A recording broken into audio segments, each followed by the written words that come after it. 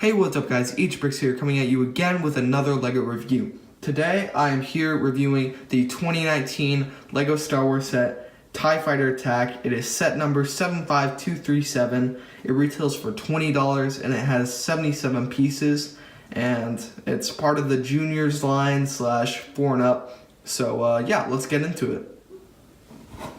Starting off the minifigures, we have the Rebel Fleet Trooper, and I'm pretty sure it's the same helmet mold on the Rebel Fleet Trooper as 2007 and all the years after where this minifigure has made an appearance.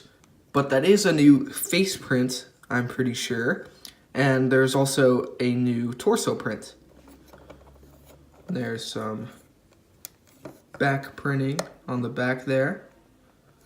And then if you take off the helmet, you can see it is a dual-sided face with a more kind of angry or feared expression. And this minifigure also comes with a standard blaster mold, but this time in a silver gray color, which is very nice to have. And lastly, we have a TIE Fighter pilot. This is a very similar style to the previous years with the same helmet mold, but I'm pretty sure those silver streaks coming down the center of the helmet are new. And also, correct me if I'm wrong, I'm pretty sure that the torso print is new as well. If it isn't, I apologize because I just haven't gotten a whole lot of sets recently with TIE Fighter pilots. And then if you lift up the helmet, you see the normal standard clone face that's been going on for a good number of years now. The pilot also comes with a tiny blaster pistol. As you can see, there is back printing. And there's no double-sided face, as it is just the normal clone trooper head. Now starting off with the build, let's start with the TIE Fighter.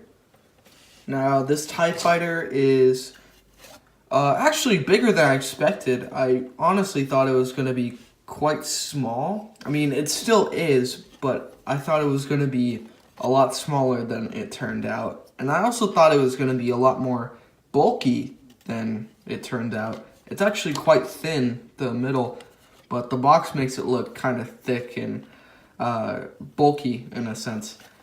And the wings are just that one giant plate with the tiles on top, and the same for the other side.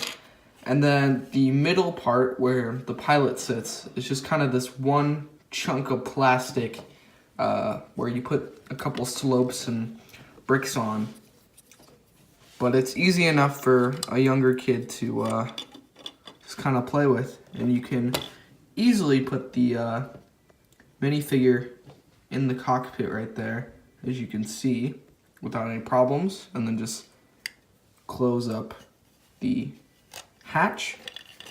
There's also on the back, which I kind of like, there is some little clips where you can hold the weapons or anything else that you might want to put back there. So I think that's a very nice inclusion for kids who might want to have like a little battle and want a place to hold their weapons. So I think that's pretty cool. One small problem that I do have with this set is that the wings on the sides are very flimsy, and if you're like shaking it a lot, it just kind of rattles, and it doesn't really feel very nice and sturdy. It feels really flimsy and weak, and I wish they did something to maybe make it a little more sturdy, but that's basically just my opinion. So that's just kind of how I feel about it, and you guys might feel a little different if you guys ever get the set.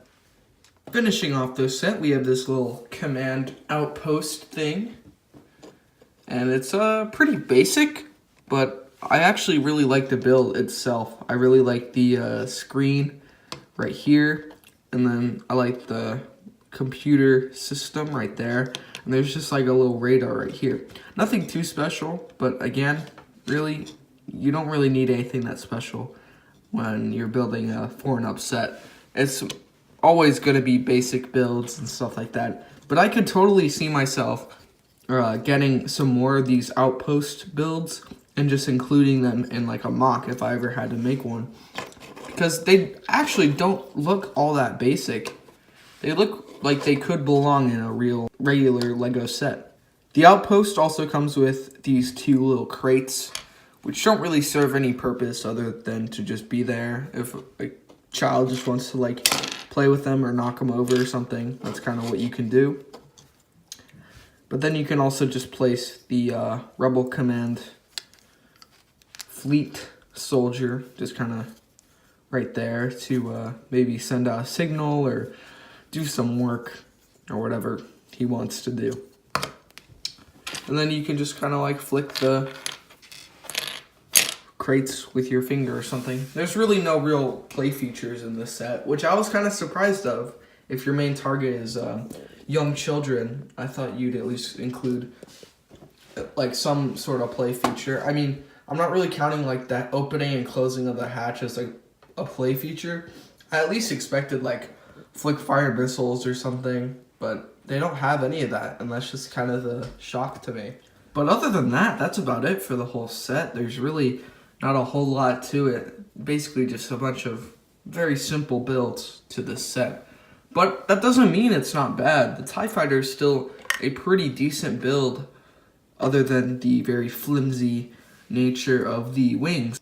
And the Outpost section is a very simple yet really cool and interesting build, which I could see myself getting more of, as I said earlier. But in my opinion, I feel like a lack of play features will drive some children away from this set, but I still feel like children will buy this set and enjoy it. So that's why I'm giving this set a 6 out of 10. Nothing really special, but again, not a bad set. And I'm excited to see what LEGO might do with the Junior Star Wars wave in the future. Anyways, guys, I really hope you guys enjoyed this review. If you guys want to see more LEGO Star Wars 2019 reviews, stay tuned. I will be getting some more of the sets, like the Battle Packs, like the Inferno Squad, and maybe even the AT-AP, something like that. But I'm going to get a lot more of these sets, so stay tuned. And if you like what you saw in this video, please consider subscribing or like the video.